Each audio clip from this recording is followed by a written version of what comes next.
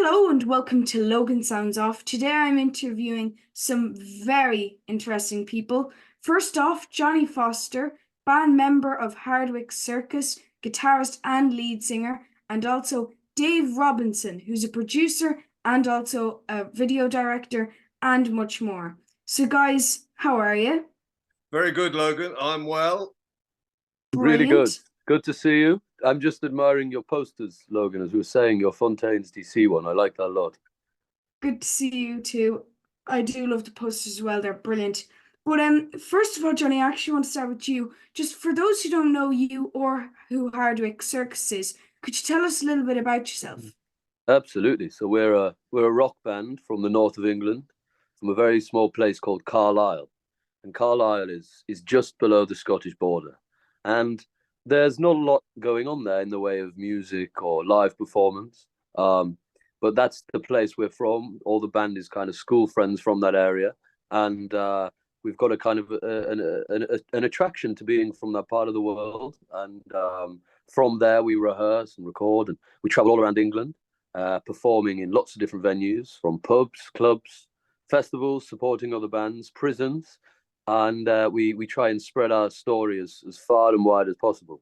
So yeah, we've recently released our second album called Fly the Flag, which you might have heard, and our first record, The Borderland, as well as the live prison album called At Her Majesty's Pleasure. So it's been a very busy time, and now going into this year, we're excited to work on new music and look at the next third studio album. Brilliant. That's a great way to put it.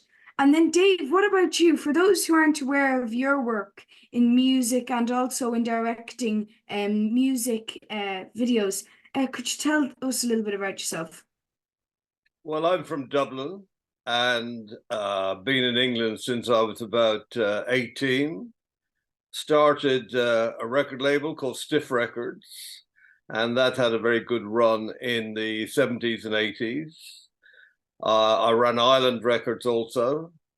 My big claim to fame is I put together the Legend album by Bob Marley, which has now sold 44 million units. I don't know what the streaming figures are. I've managed Hardwicke Circus for my sins, and it's been a very interesting time. We've got a very good head of steam up, but the COVID stopped a lot of smaller bands as the couple of years. So we're on our way back. Johnny's CV, as he outlined, is fairly clear. One thing he didn't mention was the band have just done a big tour of the Czech Republic, and that was very successful. So we're really looking forward to this year, thinking yet again that this might be the year for us. That is incredible. You have done so much stuff, and I can't wait to talk about it in this interview. So I'm going to start off with you, Johnny. And while I was listening to Hardwicke Circus, I heard some different genres, and I read that you like Motown. So I'm curious to ask, what did you listen to growing up? It's a really good question. I started off listening to bands like The Clash, bands like The Stones and The Beatles. They were obviously the very beginning. And I heard all them records, much like yours there in the background. You were saying your dad's record collection. I listened to all them albums and dug further back into kind of more blues music like Chuck Berry and Howlin' Wolf. And from there, I kind of went off in all directions. And you're right, the band has a very varied sound. And I think a lot of that comes from the fact that me and my brother Tom, who plays the drums, we all have big varying influences, and we both write. So we both write the songs fairly independently, and we have a different vision of the world. And then when we bring it together, when we come to the rehearsal studio or the recording studio, we kind of put them ideas into the kind of music we know, as you say, like Motown or like that old rock and roll, which we love so much.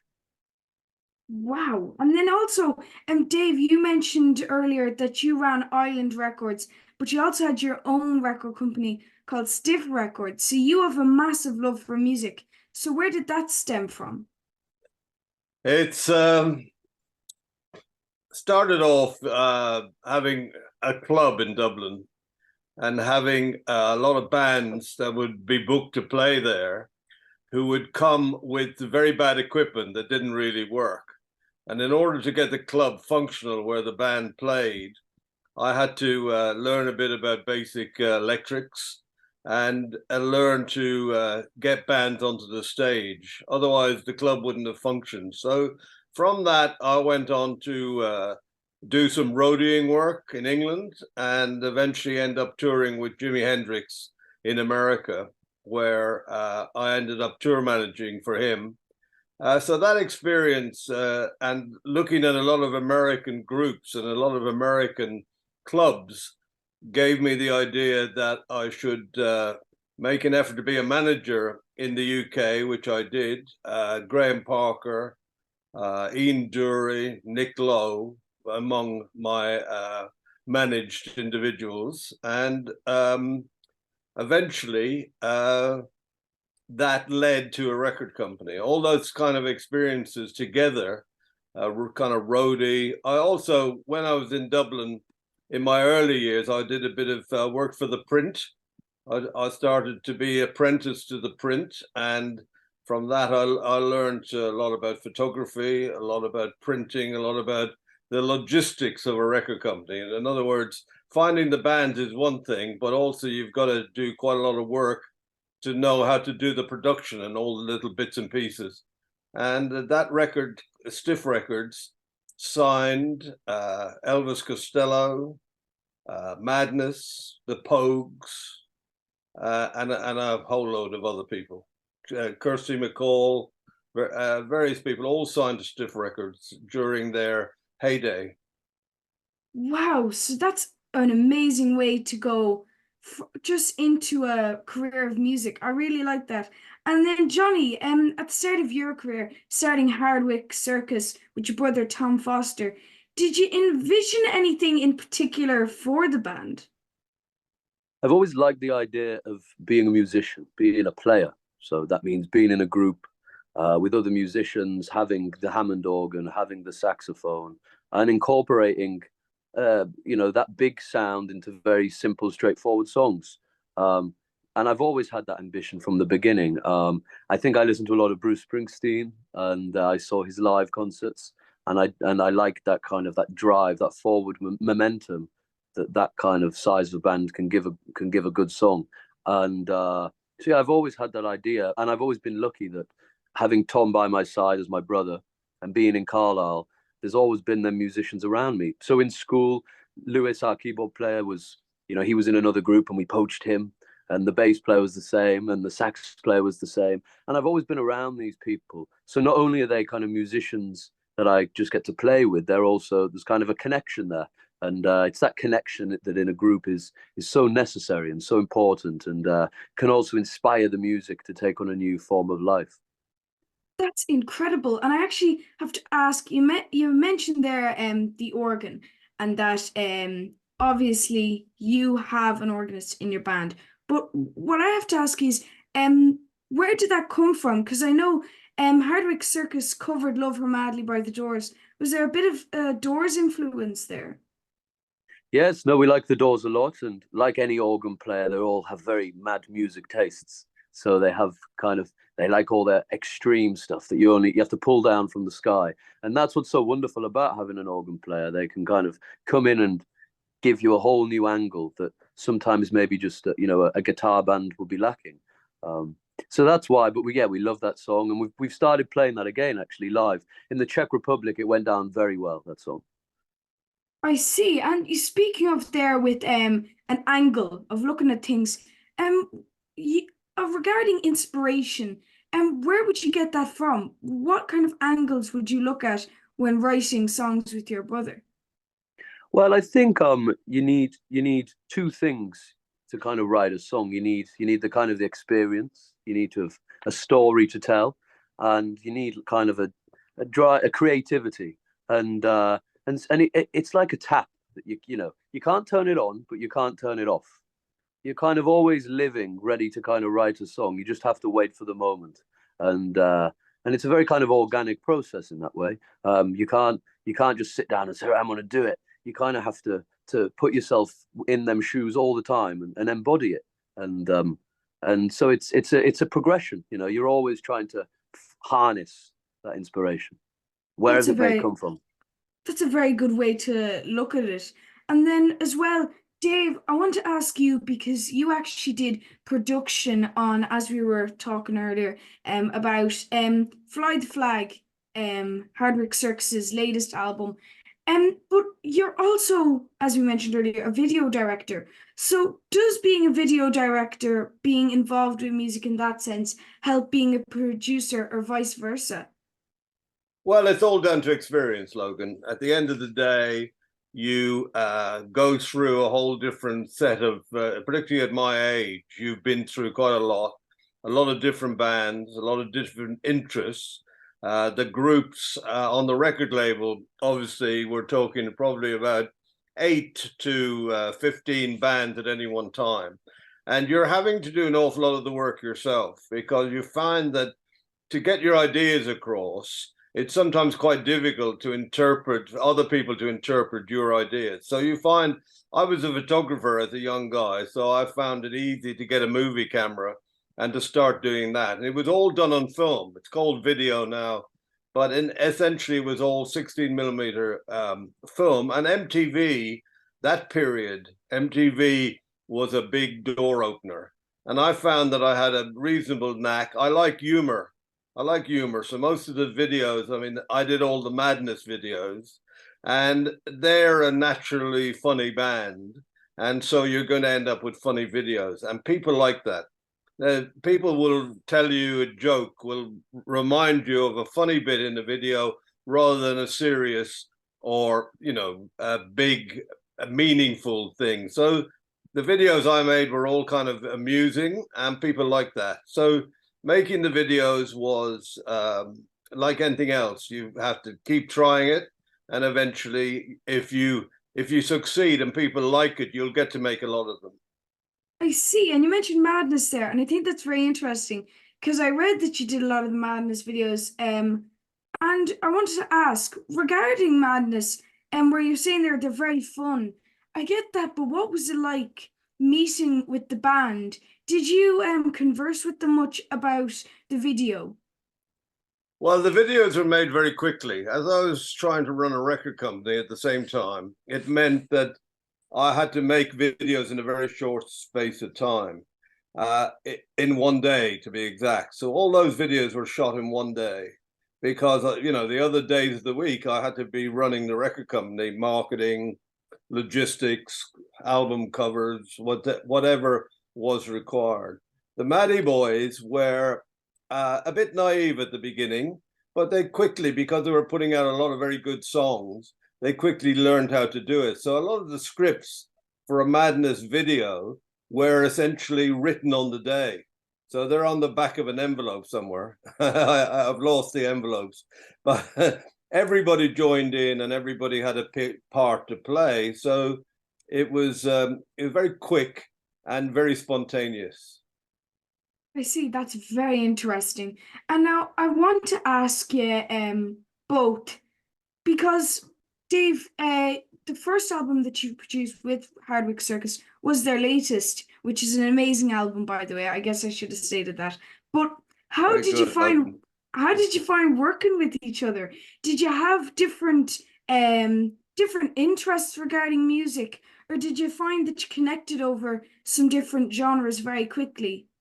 Well, the system that we have or built up was to the band would write a lot of songs, we'd pick among them, and they would then go out and be live. So the band would play them live. A lot of the venues we played, we'd do 2 sets, 2 45-minute sets, and to give us an opportunity, myself and the band, to hear the songs in a live setting.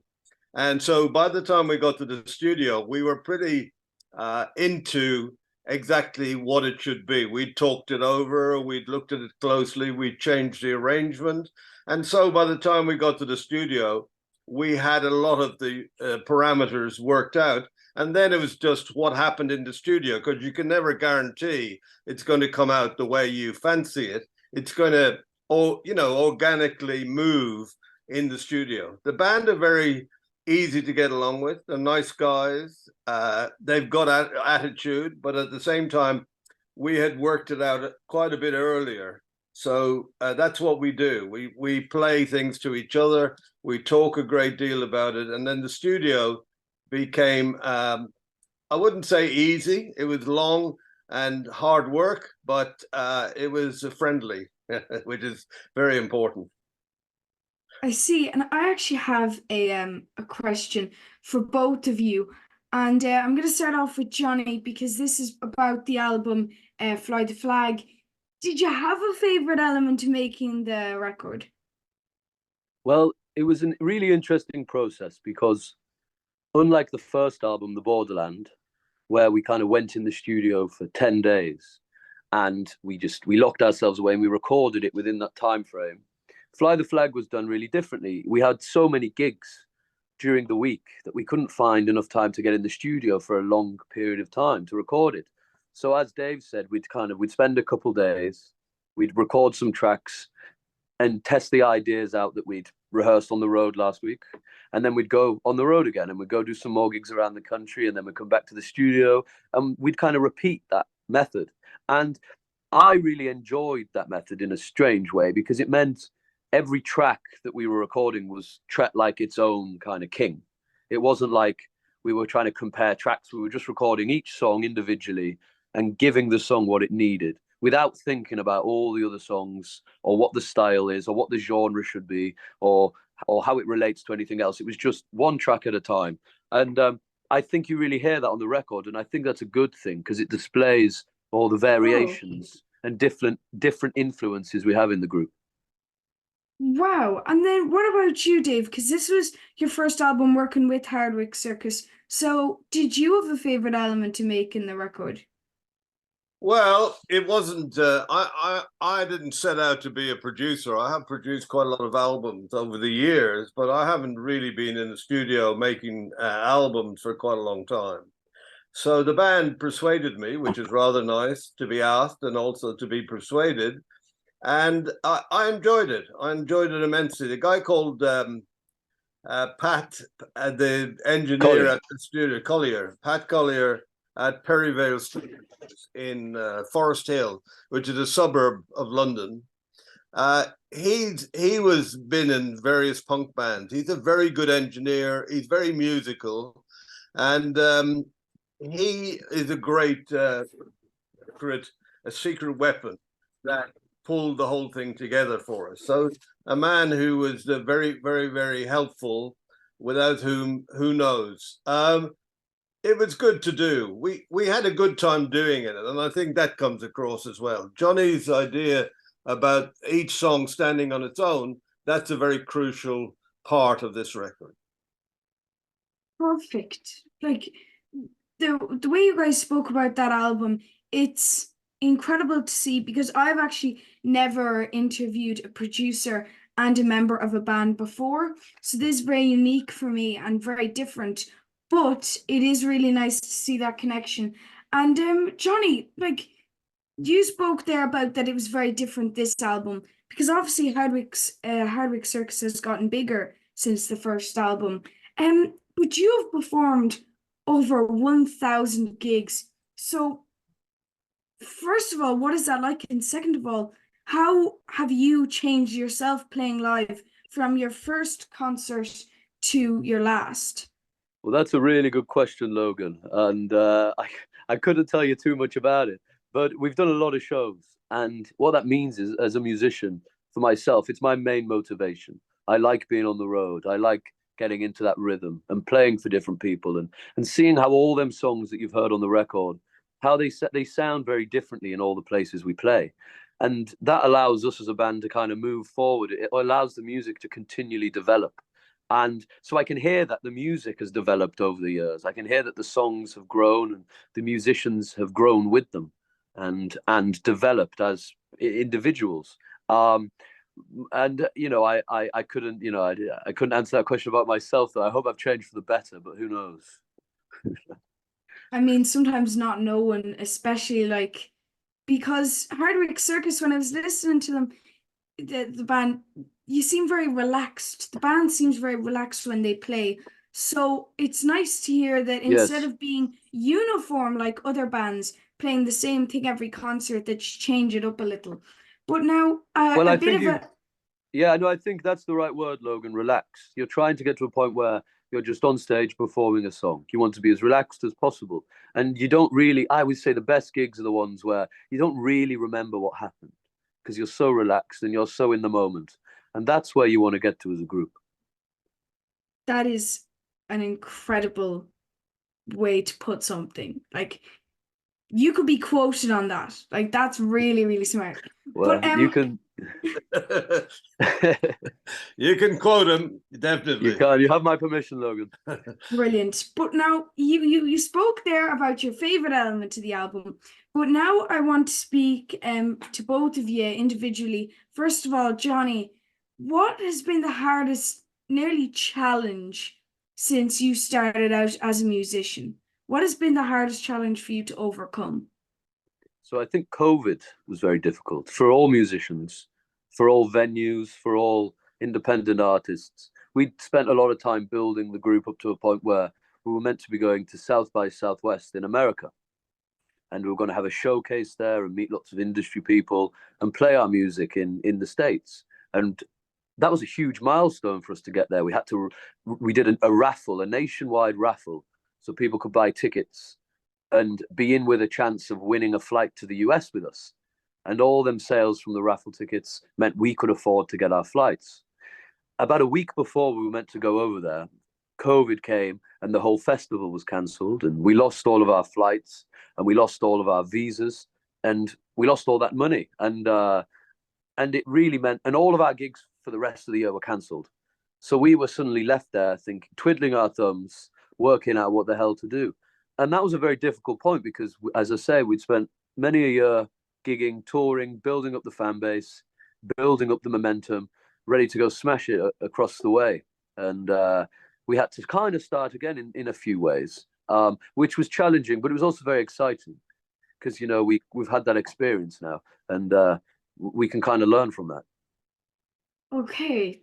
And what about you, Dave? Have you had any difficult challenges that you got to try and get by throughout your career? Or I know obviously you've had a massive career and tons of stuff in it, but the biggest one or one in particular, anyone? Well, the biggest part of music in my book is the songwriting. What you're interested in is the songwriting. The areas where it takes place, the places that give you impetus, like live performance or recording or whatever. You can't go. There's an Irish proverb that says you can't go without the horse. And in this case, the horse is a set of great songs. The band have improved their songwriting quite a bit since we first met. And that's been part of the impetus that we're doing on the side. So it's quite a lot of work that you don't see. The relaxed Hardwicke Circus can have gone through an awful lot of big problems prior to a show or even to recording. Financially now, the record industry has changed so dramatically that a young band that, 10, 15 years ago, you would stand a chance at a certain point of getting some interest from a major record label, for example. And you could use that if you're proceeding and getting better, you could use that. That is not available nowadays. Major record companies don't listen to the music anymore. And this is the fact. They look at the Spotify figures. So they're going to look to see what your social media figures are. And that will decide for them whether they're going to sign your band, give it some financial backing, market it to different countries, and do a lot of work, which they don't do nowadays. Things have changed. So the songwriting is the most important and is still the most important. And that's the bit. If you look at Stiff Records record, you'll see that all the people on it, they're not all oil paintings. It's not good looking boys, brushing their hair in a certain way. It's a lot of people with some great songs. And that's the difference, that Stiff has survived longer than a lot of other independent labels in its style, but because of songwriting. Hardwicke Circus have now started to really write well and write better and better. And I'm sure that the new batch, which we're working on right now, we've got quite a lot of songs which we're now going to go into focus on, are going to be, you know, that much better than the last lot. If a band keeps progressing and keeps getting better, then everybody's interest stays with them. Their own interest stays, and the public and people like me, the kind of management end of stuff, and yourself, Logan, you're interested in bands that will go on and be better, maybe the next record that you hear by somebody, and that's what we're all in it for. That is very well put, and I think that was a lovely way to end it. And I Hardwicke Circus album, I can't wait. But hardest elements, I kind of want to get that out of the way because I am not the kind of person who ends an interview on a negative note. I want to have a bit of a positive note now before we leave. So my last question for first of all, Jonny, and then I'll come to you, Dave, is what tips would you give to young musicians who want to start a band and want to, even if they're already at that stage, go on tour and try to progress? It's essentially what Dave said. It's all in the songs. The songs will always be your ammunition. And if you don't have them, you're firing an empty gun. And that's your bread and butter. And that's what you should enjoy the most. That's why I do it, because I like writing songs and I like putting my thoughts on the paper. And that's always going to be my motivation. And if you look for other things, if you look for the bigger, more theatrical or far-fetched or things that seem unreachable, you're kind of missing the picture that's in front of you, and that is the song and the music. And that will always be the most important. Whether you're successful or not, it's the songs that will carry you in some direction. Wow, that is poetic. Good man, no, Logan. I'm being serious there. But now, Dave, you yes, you are in the same industry as Jonny, but yet you have a completely different role in the studio, yet just as important with production. And as well, you also say that you've also been a manager and you've had a lot of roles that are very important to a lot of bands. So for people who want to get into the music industry and help brilliant bands like Hardwicke Circus get onto the scene, what tips would you give to them? Well, the key item, aside from all the most boring things, is practice. Practice. Listening to what's out there that you like and using those influences to form your own original idea. Your own original idea is very important. The songs, as we've discussed, are very much a part of that. I tell people that I'm into folk music, and but I'm not into the bearded guys who are with their finger in their ear, essentially. I thought the Beatles were folk music of Liverpool. I think Hardwicke Circus are folk music of the north of England. What they sing about is very important. Madness were Camden Town in London.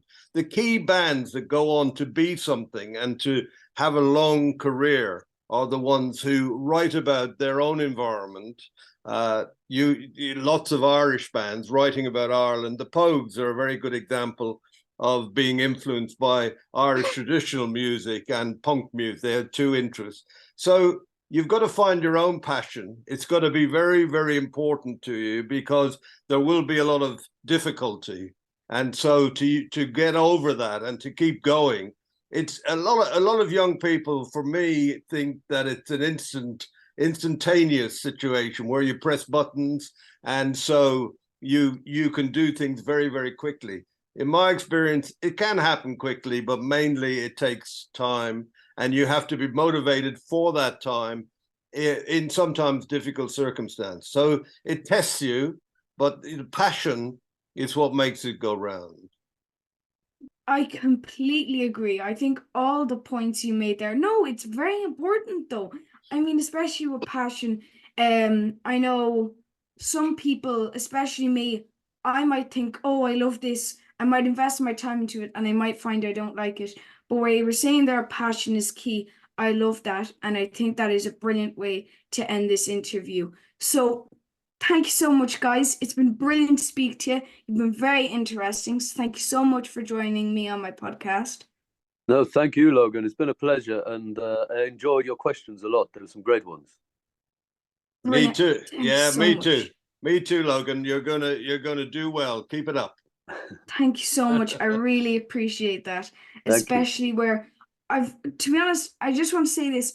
I obviously, before I do an interview, I research and I make my questions.